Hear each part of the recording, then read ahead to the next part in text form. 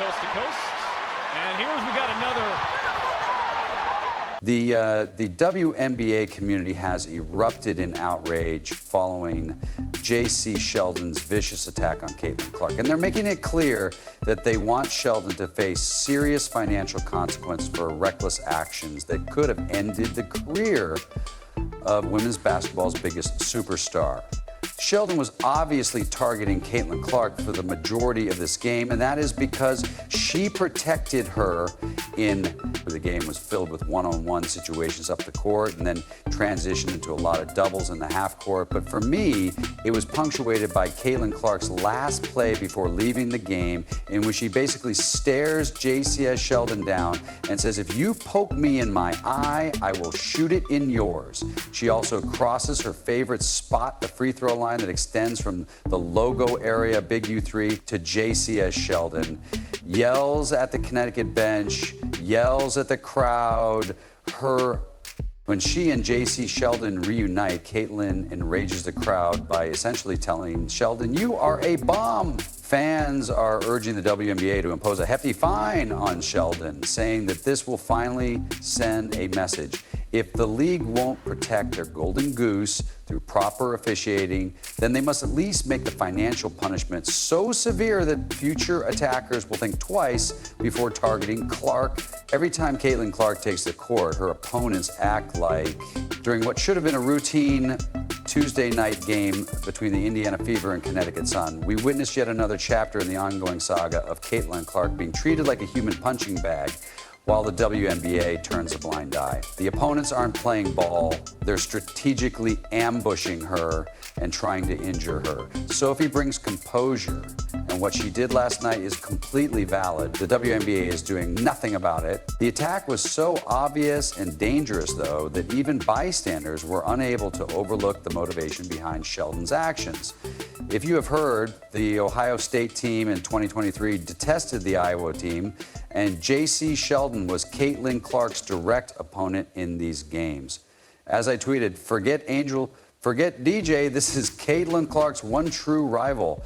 Jacy Sheldon purposely prodded. Fans were quick to point out that this wasn't an accidental basketball play, but rather a calculated assault on the woman who has single-handedly saved the WNBA from irrelevance. The funny thing about the whole Caitlin and Jacy situation last night is that it's like on an if you know thing. Sheldon's malicious smile after the incident made it even more egregious. She had struck Clark in the eye during a defensive play, an action that could have caused serious and lasting harm to the league's most valuable player. If you're enjoying this, please subscribe. The events that transpired after Sheldon poked Clark in the eye were equally unsettling. Sheldon continued her aggressive behavior by grabbing Clark's arm and digging her nails into her skin, which was another foul that the referees completely failed to call. As if the eye poke wasn't enough, Marina Mabrey joined the attack by pushing Clark to the ground from behind while she was still reeling from the blow. Oh, you know what? I'm just going to be myself. I don't go in there trying to figure out anything. I need to concentrate on making my shots and making sure I'm carrying out the plans correctly. I'm not focused on extracurricular activities. And you know what? During that time, it was just a part of the game. I believe the referees had a lot to do with that. It was a buildup for a few years now that they simply weren't protecting the WNBA star player. So I'm going to protect my teammates at the end of the day.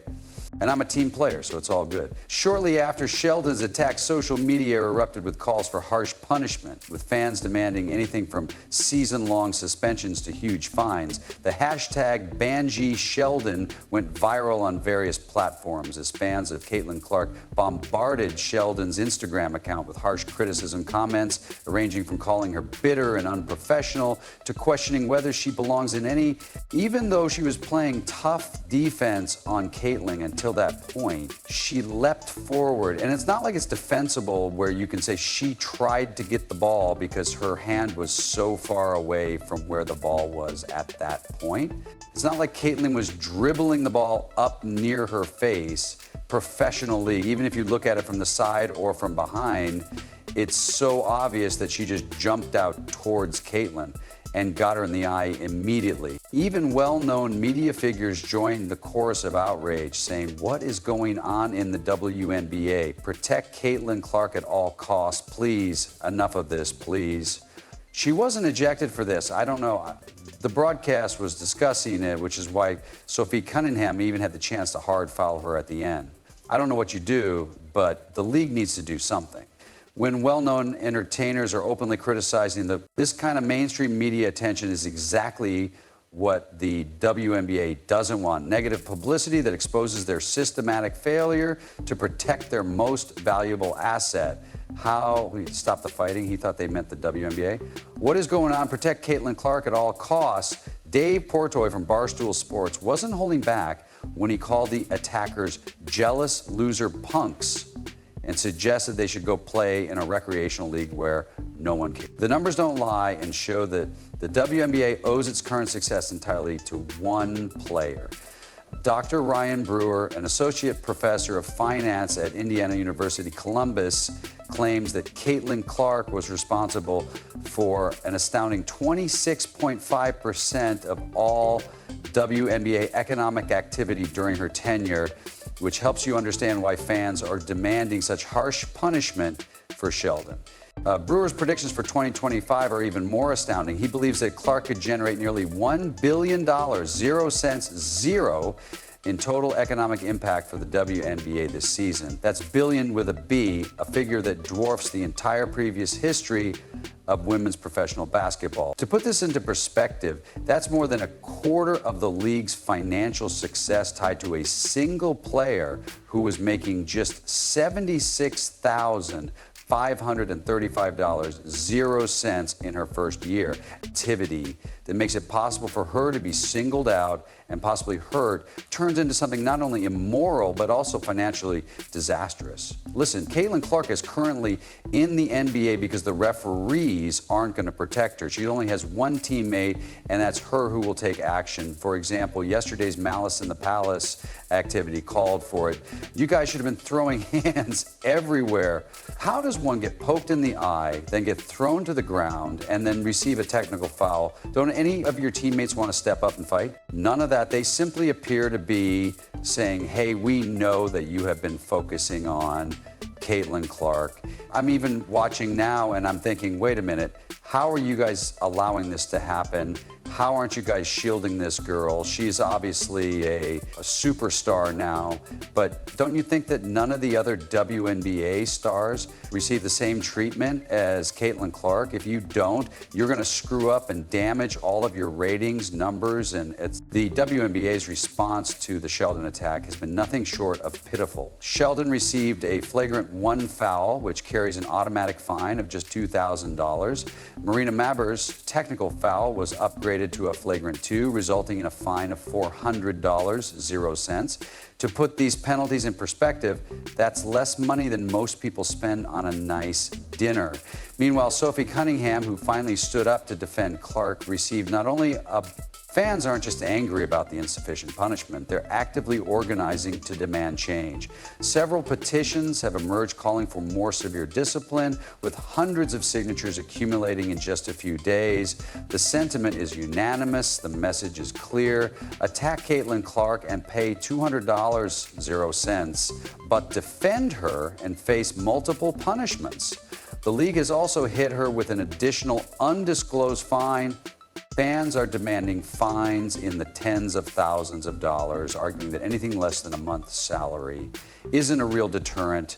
Some are even demanding that a portion of any fine be paid directly to Caitlin Clark as compensation for the targeting she's endured. This has been a very contentious 12 hours since the game, with many people on ESPN saying absurd things like Monica McNutt saying she had no problem. Social media campaigns have emerged with specific demands. The reasoning behind Marina Maber's foul is sound from a financial and safety standpoint. If Jacy Sheldon's eye poke had seriously damaged Clark's vision, the WNBA could have lost hundreds of millions in revenue. I compare that to the Sophie Cunningham foul, which I have seen people say has no place in the league and is unsportsmanlike, but that is actually much more sportsmanlike than the Marina Maverick won. When teams can't sell tickets without her presence, when television ratings triple when she plays, when entire cities rearrange their venues to accommodate her, the WNBA's strategy for protecting Caitlin Clark makes no sense at all from a business standpoint. They're sitting on the biggest phenomenon in women's sports history, a player who has transformed their attendance figures, television ratings, and merchandise sales, but they're allowing her to be systematically targeted by players with agendas and grudges. Given the crowd she attracts, it would be wise for businesses to protect her and ensure her success by imposing harsh financial penalties on those who target her. For example, the Indiana Fever's franchise value increased by $4 billion, 0 cents in just 1 year, almost entirely as a result of Clark's arrival, from $90 million to 0 cents to $340 million, 0 cents. When that kind of financial impact is involved, a $2,000 fine for attacking that player is not only insufficient, but also financially irresponsible. Clark is a once-in-a-lifetime talent. She was extremely successful in college, and that success carried over into the WNBA, where she is far superior to almost every player. You're letting her get beaten up during games, flagrantly fouling players who are attempting to take her eye out. This has happened a few times this year and last, and you're not protecting yourself. Sheldon fans are increasingly arguing that Caitlin Clark should receive direct compensation for the abuse she has endured.